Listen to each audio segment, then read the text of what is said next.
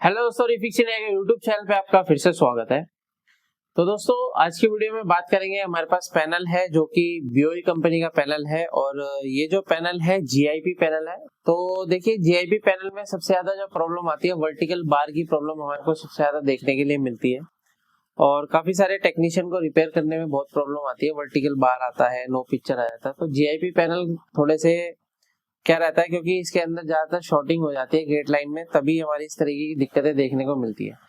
तो मैं आपको दिखा देता हूँ किस तरीके की दिक्कत है हमारे पास। अगर आप देखेंगे तो यहाँ पे जो हम सेट को स्टार्ट करते हैं और स्टार्ट करने के बाद अगर आप इसकी कंडीशन देखेंगे तो क्या कंडीशन है इसकी, ये देख सकते हैं। यहाँ पे जो है इसका बार बनता हुआ आ रहा है, हल्के हल्के देख सकते हैं यहाँ पे आप। तो फिलहाल क्या है, इसके अंदर इस तरीके का बार आ रहा है, लेकिन इसको किस तरीके से चेक करना है, कैसे रिपेयर करना है, इस वीडियो के अंदर मैं आपको बताने वाला हूँ। काफी सारी कंडीशन ये होती है कि कई बार क्या होता है, ट्रैक को कट भी करना पड़ता है। जब शॉर्टिंग आती है तब भी इस तरीके की दिक्कतें हमारे को देखने को मिलती है। तो फिलहाल ये तो चेक करने के बाद हमारे को पता लगेगा क्या दिक्कत है इसके अंदर। तो चलिए स्टार्ट करते हैं। तो यहाँ पे मल्टीमीटर को हम सेट कर लेते हैं DC वोल्ट की रेंज पे, और यहाँ पे क्या है, हम एक पॉइंट रखते हैं ग्राउंड में। सबसे पहले यहाँ पे चेक करते हैं तो इसकी जो इनपुट वोल्टेज रहती है वो क्या वोल्टेज है। 12 वोल्ट की सप्लाई है, जो कि बिल्कुल परफेक्ट तरीके से हमारे को देखने के लिए मिल रही है, 12 वोल्ट। और ये जो 12 वोल्ट की सप्लाई है हमारे DC टू DC सर्किट में जाती है। अगर आप यहाँ पे देखेंगे तो ये हमारी DC टू DC IC लगी हुई है, और DC टू DC IC का काम होता है सबसे पहले 3.3 वोल्ट ये बनाती है। तो अगर हम यहाँ पे देखेंगे तो हमारे को 3.3 वोल्ट की सप्लाई देखने के लिए मिल रही है। यहाँ पे ये देख सकते हैं आप, 3.3 वोल्ट ओके होने के बाद ये जो वोल्टेज है हमारा रोम IC के अंदर जाता है। यहाँ पे देखेंगे रोम IC लगी हुई है, और यही पैनल अगर आप देखेंगे तो सोनी में भी लग के आता है, तो पैनल ID की जगह यहाँ पे बना रखी है। तो ये जो हमारी IC है, तो इस IC की अगर हम पिन नंबर 8 पे देखेंगे तो हमें 3.3 वोल्ट की सप्लाई मिलनी चाहिए, बिल्कुल परफेक्ट तरीके से मिल रही है। और यहाँ पे अगर आप टीकॉन IC देखेंगे तो टीकॉन IC के अंदर भी 3.3 वोल्ट की सप्लाई इनपुट होती है, और साथ में जो इसकी इनपुट होती है 3.3 वोल्ट के साथ 1.2 वोल्ट। और ये जो 1.2 वोल्ट की सप्लाई है ये भी हमारे टीकॉन IC के अंदर जाती है। तो अगर आप यहाँ पे देखेंगे तो टीकॉन IC को जो वोल्टेज चाहिए वो 3.3 वोल्ट और 1.2 वोल्ट दोनों सप्लाई है इसको चाहिए। और यहाँ पे अगर आप देखेंगे तो ये इसका पैनल का नंबर है, यहाँ पे आप ये देख सकते हैं HB320 WHBN55, तो ये इसका नंबर है। तो काफी सारे सेटों में ये पैनल जो है हमारे को देखने को मिलता है। लास्ट में जो इसका नंबर रहता है N55 रहता है लास्ट में। यहाँ पे आप ये देखेंगे काफी वर्जन में ये पैनल हमारे को देखने को मिलता है। तो फिलहाल क्या है कि अगर हम इसकी कंडीशन देखते हैं तो DC टू DC सर्किट पे जो हमारी वोल्टेज बननी चाहिए 3.3 वोल्ट, वो तो हमारा बिल्कुल परफेक्ट तरीके से बन रहा है। लेकिन और आगे की वोल्टेज भी अगर हम चेक करते हैं इसके अंदर, तो यहाँ पे अगर हम देखेंगे तो इसका AVDD वोल्टेज अगर देखते हैं तो AVDD वोल्टेज जो है हमारे को देख सकते हैं। यहाँ पे दोबारा से चेक करते हैं, सेट हमारा ऑफ हो गया है। तो यहाँ पे अगर दोबारा से देखेंगे तो ये हमारा 16 वोल्ट की सप्लाई है, जो कि हमारे परफेक्ट तरीके से मिल रही है। यानी कि अगर आप यहाँ पे सर्किट देखेंगे तो ये जो सर्किट है हमारा, ये बूस्ट सर्किट है, तो AVDD वोल्टेज हमारा यहाँ पे बन रहा है। तो यहाँ पे अगर आप देखेंगे तो ये जो AVDD वोल्टेज है, ये AVDD वोल्टेज सीधा हमारे जाता है MOSFET के सोर्स पे, और ये ड्रेन से जो है ये आउटपुट होता है। अब ये ड्रेन से आउटपुट होने के बाद अगर आप यहाँ पे देखेंगे तो ये हमारे चार्ज पंप सर्किट लगे हुए हैं। तो चार्ज पंप सर्किट से हमारा क्या होता है, VGH वोल्टेज बनती है। तो VGH वोल्टेज अगर हम यहाँ पे देखेंगे तो इस पॉइंट पे हमारा 30 वोल्ट की सप्लाई जो है यहाँ पे परफेक्ट तरीके से बन रही है। तो वैसे तो बहुत सारे सर्किट जो है पैनल के अंदर यूज किए जाते हैं। फिलहाल ये जो सर्किट है ये हमारा एक बेसिक सर्किट है। तो अलग अलग सर्किट हमारे को देखने को मिलते हैं। अगर आप भी LCD LED TV रिपेयर की ट्रेनिंग लेना चाहते हैं तो नीचे दिए कॉन्टेक्ट नंबर पर कॉन्टेक्ट कर सकते हैं, जिसमें कंप्लीट प्रैक्टिकली आपको दिखाया जाता है किस तरीके से अलग अलग सर्किट हमारे पैनल में यूज होते हैं, अलग अलग पैनल में। तो यहाँ पे क्या है, ये BOE का पैनल है तो ये सर्किट लगा हुआ है। अगर AUO का पैनल है तो अलग तरीके से मिलेगा, अगर LG का सेट है तो अलग तरीके से मिलेगा। तो अलग अलग सर्किट हमें देखने को मिलते हैं। तो फिलहाल आगे अगर हम बढ़ते हैं तो इसके अंदर और भी वोल्टेज बनती है, जैसे हमारी माइनस वोल्टेज भी बनती है। जैसे अगर आप यहाँ पे देखेंगे तो V ऑफ जो हमारा पॉइंट है, अगर आप यहाँ पे देखेंगे तो V ऑफ पॉइंट है, तो यहाँ पे जो हमारा वोल्टेज बन रहा है -7 के अराउंड बन रहा है, यानी कि 8 वोल्ट है ये 7.97। 8 वोल्ट के अराउंड हमारे को यहाँ पे माइनस में वोल्टेज मिल रहा है। तो फिलहाल हमारा जो डीसी टू डीसी सर्किट है ये बिल्कुल परफेक्ट तरीके से जो है काम कर रहा है।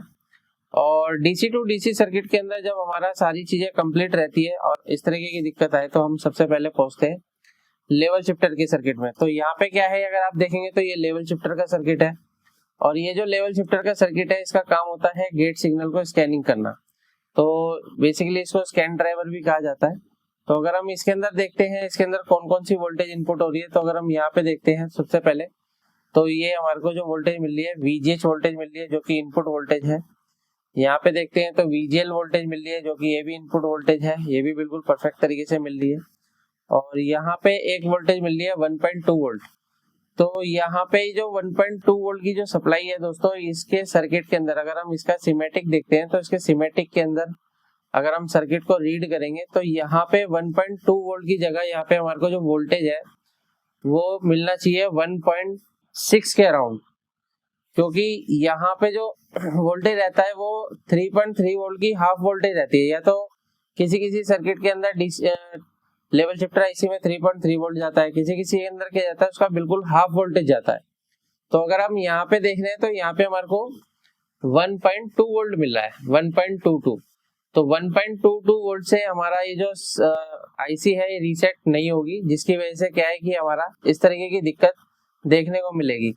तो अभी क्या है कि ये जो सर्किट प्रॉब्लम है वो हमारे लेवल शिफ्टर के अंदर ही है, यानी कि लेवल शिफ्टर के सर्किट में ही इस तरीके की दिक्कत है।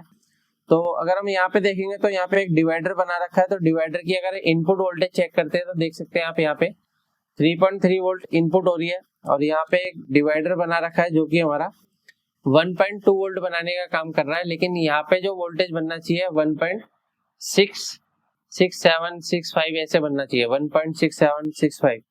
तो अभी क्या है कि इस तरह की कंडीशन मिल रही है। तो इस कंडीशन में हमारे को देखिए ये जो रेजिस्टेंस होती है कई बार खराब हो जाती है, तब भी इस तरह की दिक्कत मिलती है। तो यहाँ पे क्या है, अगर हम इस रेजिस्टेंस को चेक करते हैं, ये जो रेजिस्टेंस रहती है अगर हम सिमेटिक के हिसाब से चेक करें तो हमारे को अगर कोई भी वोल्टेज हाफ करनी है, किसी की भी हाफ करनी है, तो हमारे को 10 के 2 लगा के हाफ कर सकते हैं। तो यहाँ पे क्या है, मल्टीमीटर को हम होम्स रेंज पे सेट करते हैं। तो यहाँ पे अगर मैं चेक करता हूँ तो इसकी वैल्यू देख सकते हैं यहाँ पे कितना आ रहा है 12 के आ रहा है। और इसकी वैल्यू चेक करते हैं तो क्या आ रहा है 14 के आ रहा है, 14-15 के आ रहा है। तो अराउंड क्या है ये वैल्यू हमारी शिफ्ट हो चुकी है। तो यहाँ पे क्या करना पड़ेगा, हमारे को अलग से वोल्टेज बना के यहाँ पे लगानी पड़ेगी। अब देखिए वोल्टेज बनाने के लिए हमारे को चाहिए क्या, इसके लिए हमारे को 10 के की 2 रेजिस्टेंस चाहिए। तो अभी आप यहाँ पे देखेंगे तो मेरे पास ये 2 रेजिस्टेंस है 10 के की।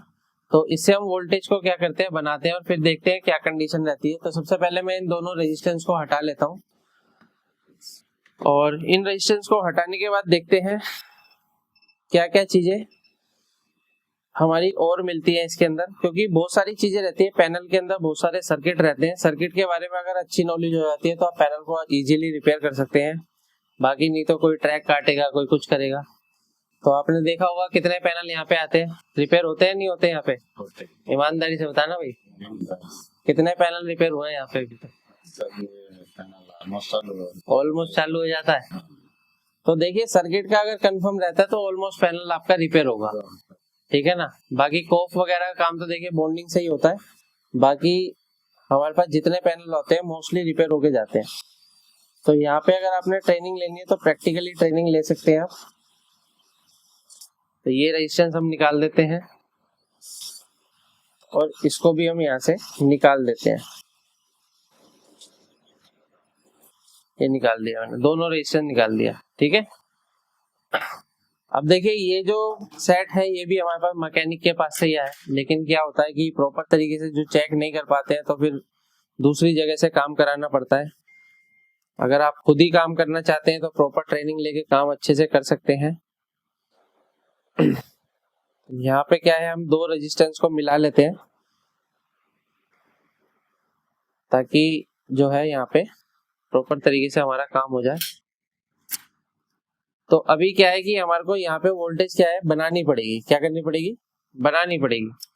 तो वोल्टेज बनाने के लिए हमने क्या काम करा है, 2 रेजिस्टेंस लिए 10 के और 10 के, ठीक है। तो ये हम क्या बना रहे हैं, डिवाइडर बना रहे हैं। क्या बना रहे हैं, डिवाइडर।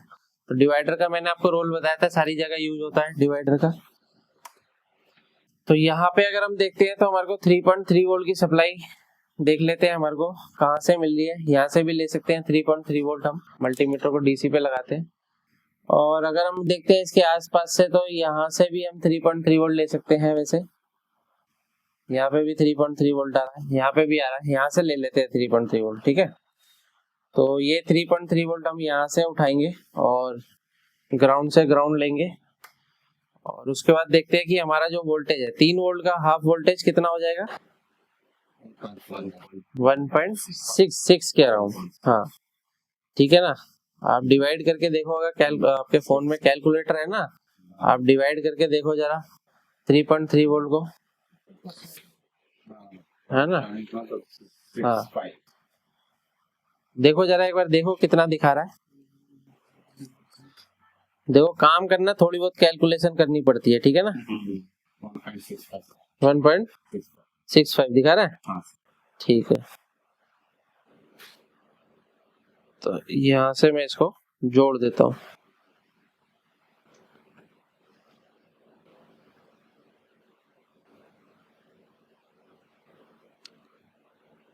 ठीक है, तो ये मैंने यहाँ पे डिवाइडर लगा दिया है और ये कहीं पे शॉर्ट नहीं होना चाहिए, फिलहाल शॉर्ट नहीं है। ठीक है, तो अभी हम ऑन करके इसकी वोल्टेज देखते हैं कितना वोल्टेज आना चाहिए, 1.65।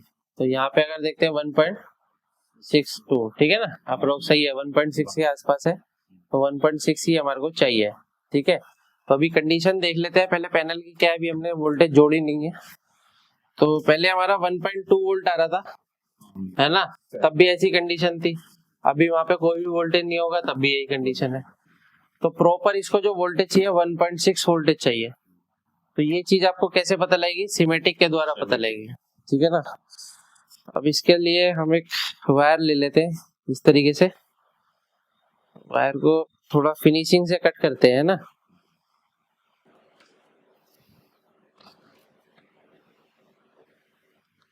आप कौन सी जगह से हैं सर? राजस्थान से। तो समझ में आ रहा है सर आपको? कंप्लीट। तो यहाँ पे हमने इसको जोड़ दिया।